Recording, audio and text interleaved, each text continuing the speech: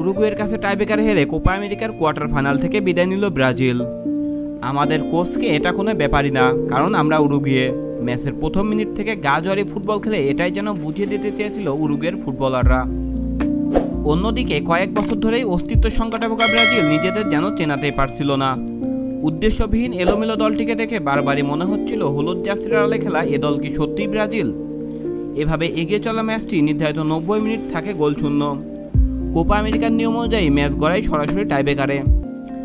সেখানে উরুগুয়ের কাছে 4-2 গোলে হেরে বিদায় নিয়েছে ব্রাজিল।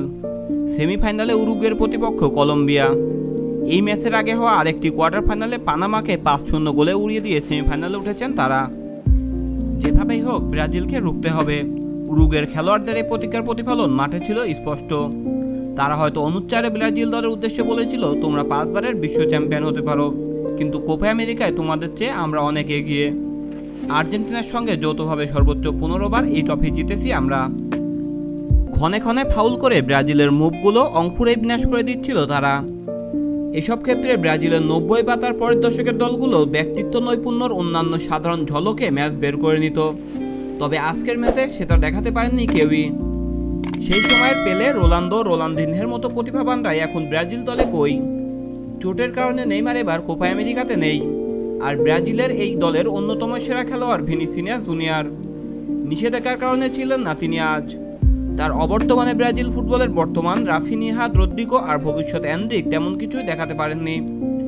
উরুগুয়ে বরাবরের মতো তাদের ট্রেডমার্ক শরীর নির্ভর ফুটবল খেলেছেন।